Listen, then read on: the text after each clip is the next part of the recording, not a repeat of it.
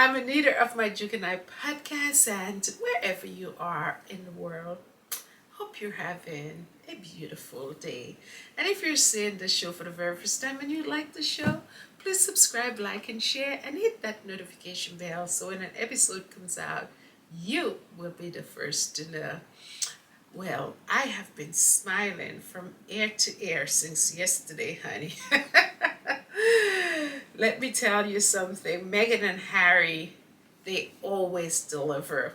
I'm telling you, isn't service universal when it comes to Harry and Meghan? Meghan and Harry, I'm telling you guys, you all don't worry about them. They are working on so many things in the background that we don't know about. And the fact that they're not in the United Kingdom, they have everything, as I said, on lockdown, as we saw yesterday. So they went to visit a school all the way in Brooklyn, all the way in Brooklyn. If you tell me service is not universal, there is clearly something wrong with you. Unfortunately, the Queen didn't see it that way. The Queen didn't see that Harry and Meghan could be in the United States and they could be working all around the world. And, this is not the first time that we've seen that Harry and Meghan went somewhere to do something. And while they're there, they're also, working with some community outside of what, the purpose of their visit. So they went all the way to Brooklyn, and we didn't even know. It was such a surprise that that they were going to go and visit the school. The school is called Marcy Lab School, and it is a school where, young people learn about technology, coding and what have you. But Harry and Meghan, they've been supporting this school now for a whole year. And get this, the students that goes to that school, they do not have to pay anything at all. And the tech field, anytime you're working in the tech field, it is a field that is in demand. It is a high paying field. So just so lovely to see how there were so many, children of color. And Brooklyn is a mixed place. To see so many children of color getting an opportunity, getting a foot in the door, and who is supporting all of that? Harry and Meghan is supporting them, and as other organizations as well. But a whole year now they've been supporting that school, and we knew nothing. And that's the reason why I keep telling people, please don't worry and bother yourself with what people have to say about Harry and Meghan, because they are working behind the scenes, and whenever they are ready, they are going to share what they're doing. And they're busy, very busy young family. And those pictures that they took, you could see the excitement on those the scholars' faces. They were certainly happy to see somebody that has been helping them, that is making it possible for them to be able to go to that school. And one of the things that I saw in the reporting out there about that school is very much not only into education, but it is also very much in touch with providing opportunities for the students to address their mental health. And that is just a trend, particularly in New York right now. A lot of schools are doing mindfulness activities, in addition to the content that teachers are teaching. I, for one, I teach sixth period, and every sixth period in my school we have we do mindfulness activities. And I noticed that in the beginning the kids in them was like, what are you talking about? Or, let's get on with the lesson. Do we really have to do that and stuff? But they're really, really taking, a liking to doing those activities. It gives them an opportunity to reflect. It gives them an opportunity to breathe. It gives them an opportunity to think, those activities. And the other day, what was funny, I did one where I had them laughing. And one thing about the brain, if you're laughing, it sends good endorphins to the brain, right? It causes the brain to relax and what have you. And so I told them, let's do this activity where we're just gonna laugh, because the brain doesn't care about what you're laughing at. All the brain cares about is that you're laughing and it's making whatever that is being released, whatever the stimulus that is being released, the brain is happy to receive it. So when I started that off with them, they looked at me and they said, "Oh, you're crazy to be laughing just like that." And then I started laughing, right? I started it off for them, and then all of a sudden they looked at me, my laughing. They started laughing at my laughing, and before you know it, they started laughing at each other. And before you know it, we had like a laughathon in the classroom. Everybody was just laughing, and I said to them, "Doesn't that feel good to laugh like that?" And it certainly does. It certainly does feel good to laugh. So this is a trend in New York City in general, where a lot of schools are realizing that these kids are under a lot of pressure. They're being influenced in all types of directions. And it's important that they take some moment for themselves, and they have those mindfulness activities, and those brain power activities. So it's something that is happening throughout. And based on those articles that reported on Harry and Meghan's visit to that school, they were talking a lot about mental health. And I think they were talking about protecting their minds. And I think they had some, I don't know if it was a breathing activity, I'm not too sure. I do a lot of breathing activity, breathing in, so where your diaphragm is raised, your chest is raised, and then you do that huge exhale through your mouth and stuff like that. It's just very good for the kids and them. And meditation, and give them an opportunity where they envision that they have their future in their hand. And they're thinking about their future. They have their brain screen on, and they seeing what they want, or their goals, or what have you. I'm even doing I'm doing it as I am speaking to you. But that is the trend, and it's something in the positive direction. I cannot tell you how beneficial it is. I enjoy doing it myself, so that was good. And so that was a surprise, as I said. Now let us go into Meghan's fashion. I am going to I will bet my last dollar. I will keep saying this. And anybody that wants to tell me differently, I will not listen to you. I am telling you, Meghan is a fashion icon. Meghan knows her body type. She knows what looks good on her. We saw the same style that she had on the panel. We saw that same style when she got married. We saw her shoulder, off the shoulder. She had an off the shoulder wedding dress. When she came to New York to accept that award, that Kennedy Award, she had a white dress that was off the shoulder. When she went to Dusseldorf, like the in between before the Invictus Games, she also had a turtleneck with her shoulders. Her shoulders were out, and she just looked stunning.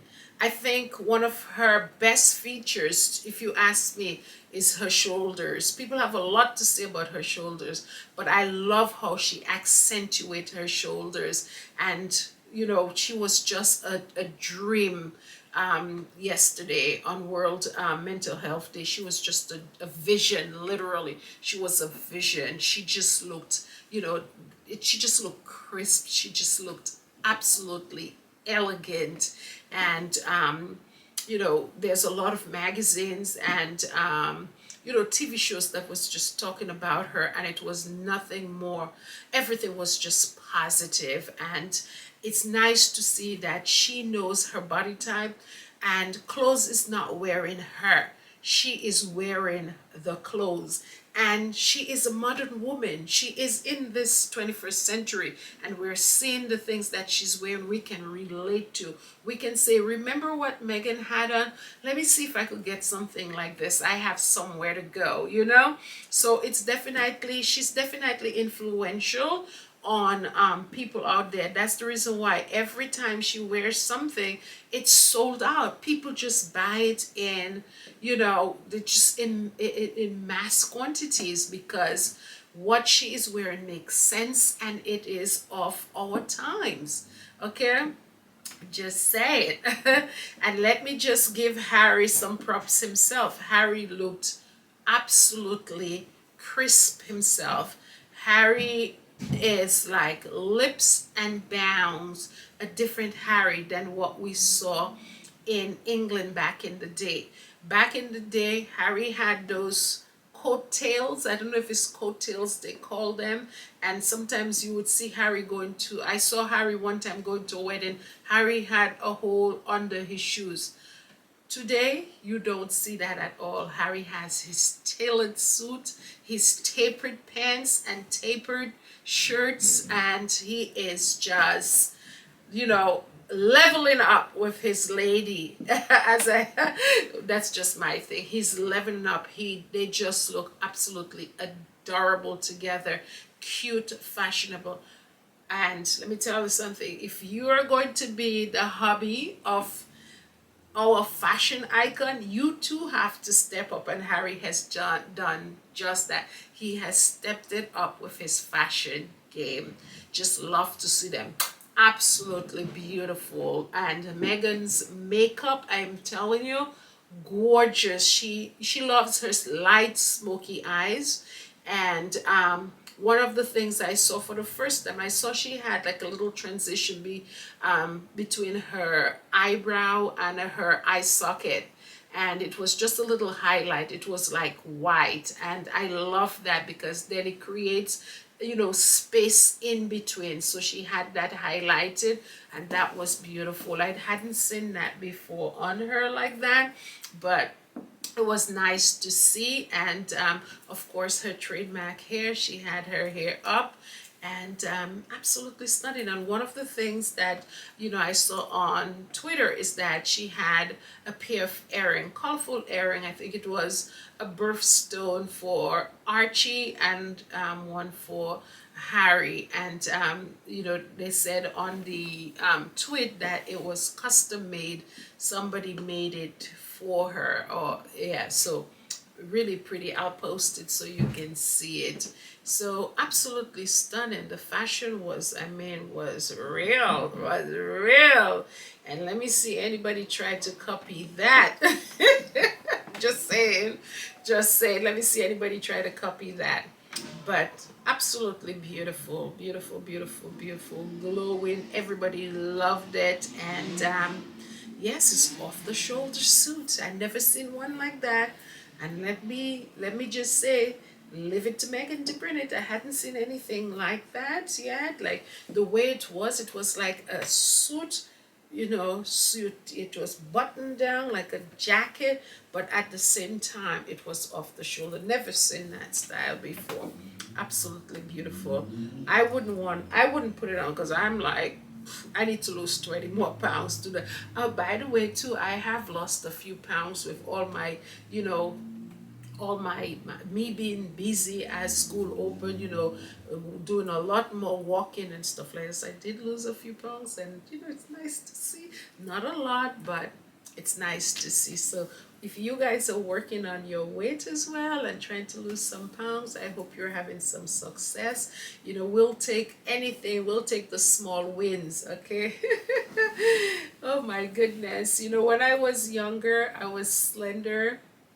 And I don't think I've ever been comfortable with any weights that I've been. When I was slender, I had a problem with it. When I got fatter, and I'm saying the word fatter, when I got that way, I have a problem with it. So it's, a body issue, and that's something that we have to work on. But now I could say now, although I'm trying to lose the weight, I'm a little bit more comfortable in my skin now. I'm not so obsessed with all of that right now in my life. I think there's so much going on with trying to make sure that everything is done, that sometimes I tend to forget about all of those things. But yes, I've struggled with body issues, with size and all of those things. So but it's just absolutely nice to see Harry and Meghan, and to to be able to analyze their the sense of style is always good. Now, the next thing that I want to talk about is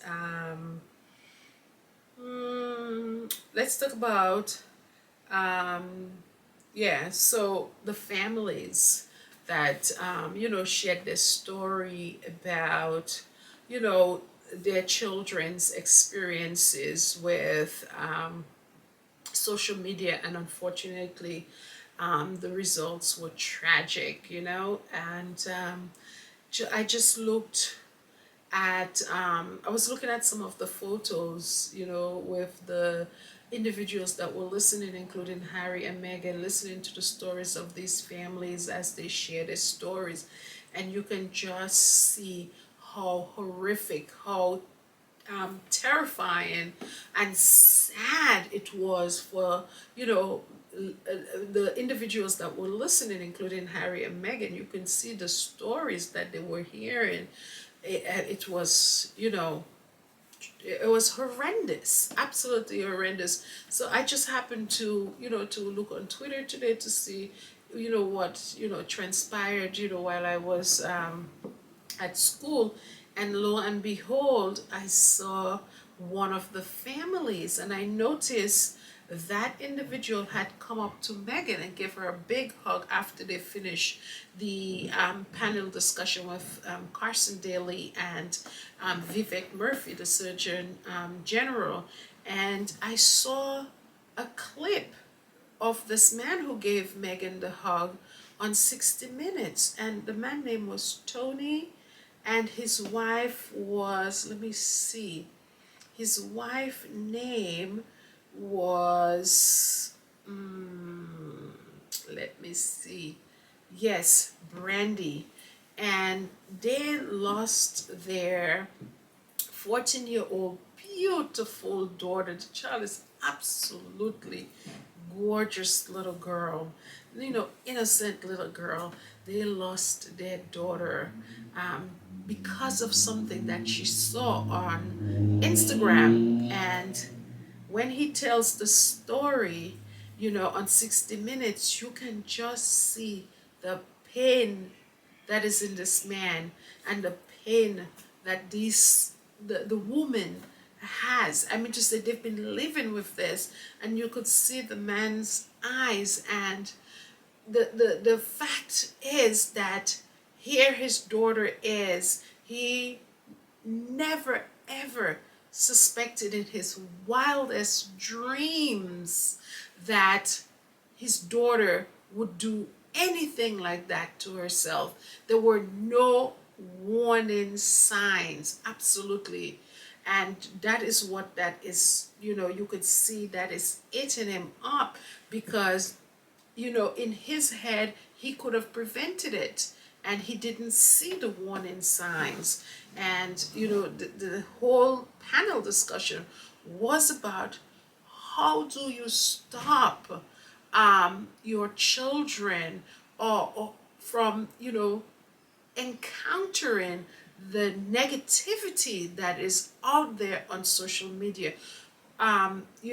Megan talked about, social media having guardrails, and she used those beautiful terms, having guardrails, where, your kids and them go out on, on social media, and they do not encounter. There are things in place that sort of, prevent them from getting to see or to be, or to encounter certain things that is detrimental to them, like how this child saw this terrible thing on Instagram and social media, and she tried it and she lost her life as a result. How, it was just, at the same time they were, talking about those things, they were just, tossing ideas out there about, how do we go about that as a mom. It's so troubling, it is so traumatic. I just looking at this man's story and listening to it, it just made me so sad. And I could just imagine what he's going through, what the whole family is going through. I just cannot imagine losing a child. And here he is experiencing that, um, because of social media. So, in the discussion that they were having, they were just, talking about different things. Is it policy? Does the government have to step in and create policy where, children are protected? Is it going to be the tech industry? Is it going to be, those apps, whoever it is that own those apps, are they going to step up and do something to protect these children?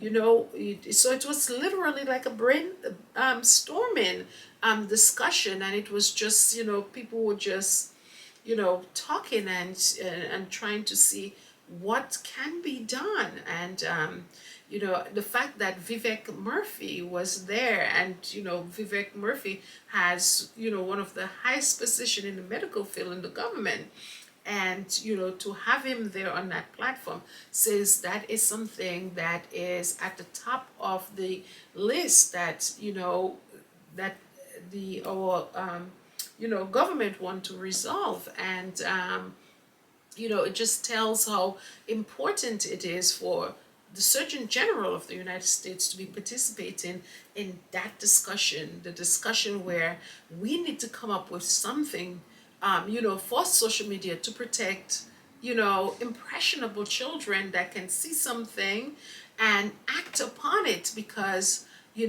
as I said, in the past, and I said it on one of my shows, the frontal lobes of children, it takes a very long time for them to, for it to develop. And, when they see things like that, they act on it. And because their brain is very impressionable. And I may be rambling on, but I'm definitely, it just stirred something up in me, where I feel like, oh my goodness, the things that these children encounter on social media, that is so dangerous. And all of a sudden you're there, you have no idea. And next thing you know, as this man went and looked for his daughter, and here he finds his daughter dead. Oh my God, oh my God, oh my God. I I just cannot think.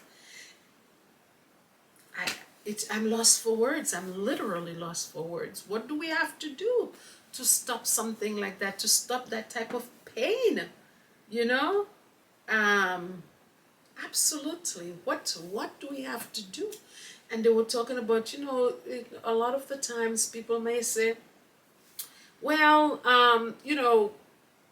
maybe you need to block this, or maybe you have to set this up so that your child doesn't have access to, uh, this type of rabbit hole that they can go into on social media, and where the algorithm can drive them into a negative direction. They may have gone, as Megan said, looking for something that is positive, and next thing you know, the algorithm drives them into something that is negative, and they follow through with this negative thing that they're saying. So, yeah, so what do we do? As parents, yes, a lot of us can set up and block and limit the time and block off certain content, but there are a lot of parents out there that don't know how to do those things. And yeah, those are things that has to be acted on. You know, the tech company has to do their part. The parents in them have to be educated to know what to do so that their children don't go into those avenues that could lead to, death and, things like that. So, gosh, it was a lot. It was a lot. It was a lot to take in. But it's a conversation that is warranted. It's a conversation that is needed. And, I'm just so proud of the Sussex for, amplifying that and putting a spotlight on that, because this is real. This is so real. And it's sad, sad, sad. And especially after listening, you sit on their faces and you can just imagine, what they're hearing. But then for you to hear this family on 60 Minutes, this loving, happy family, to have gone through that, it's just something has to be done. Something has to be done where children are protected. And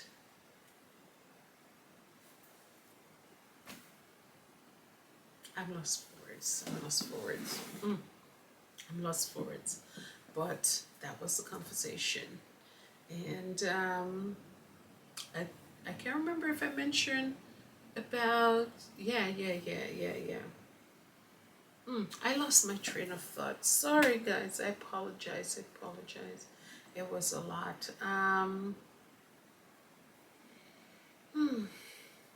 Absolutely.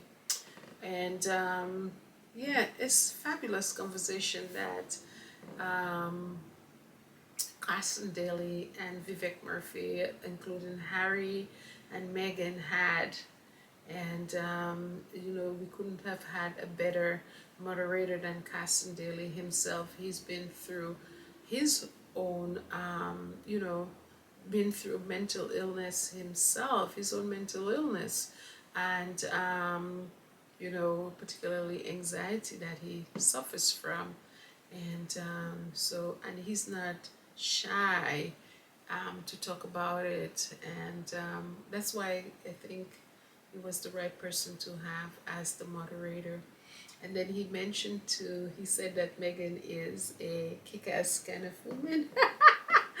Yes, yes, that's what she's been doing that from the time she was a little girl. She's been doing that. And he means it in a positive way. And then something Meghan said on the panel, the important thing to her, her children and Harry, her husband. And Harry and Meghan, they cannot stop saying husband and they can't stop saying wife. Okay, they're too cute. They are too cute. Okay, so those were the super cute moments of, of that day, World Health Mental Day. Absolutely. So, yes, just talking about them brings a smile to your face, definitely. And yes, those are very serious conversations that Harry and Meghan are having. And I'm telling you, coming from the heart of Invictus, now you have this. The Sussexes, they're not playing. They're really, really making a difference in this world. And they bring in the, they're not afraid to talk about the tough conversation. We say those tech giants out there, they don't want to hear anything about things like that. But Harry and Meghan, they're not afraid. They're bringing it. They're saying, here, something has to be done. We need to do something. Everything out there has some, type of guardrails. Where are our children's guardrails? Hello. So they're talking about it. And that is what I particularly love about them. They're not afraid to talk about the, serious topics, things that are affecting the everyday people. And it was just, tremendous to see them once again in New York City and doing their thing. And they were. I didn't go down there because I felt like it was going to be different this time. I felt like we might not even had. If I had gone down there, I probably wouldn't even have seen them, because the way that I thought that their security was going to be, their security was tight. They weren't playing. It was really tight, and you could see they had their police escort and everything. So it was just smooth, smooth, smooth. And let's give it up to Archwell for organizing such a huge event. And the presentation was beautiful. The furniture, the everything was just really, really well put together. It was professional and at the same time warm and welcoming. And you can just think about the event. You were dealing with people that are going through trauma. So, at the same time, you have to have some warmth, something that's beautiful, and make them feel welcoming. And that's what Archwell did. Kudos to Harry and Meghan. They did well, and I know this is just the beginning, and or tip of the iceberg, is that what it is? There's a lot going on, and the future looks really bright for them, and they're gonna put on more things like that. Just wait, listen, and if you're not a fan of the Sussexes, this is the right place to be in the Sussex squad, because it's just win, win, win, win. Every time somebody tried to put the Sussexes down, they just keep rising like cream. Still I rise, according to Maya Angelou. And Meghan said, little did you know that I was a seed. Okay, so good on Harry and Meghan. Anyways, that's all for now. Have a beautiful evening, afternoon. I don't know when you're going to be seeing this video, but whatever it is, take care of yourself, take care of your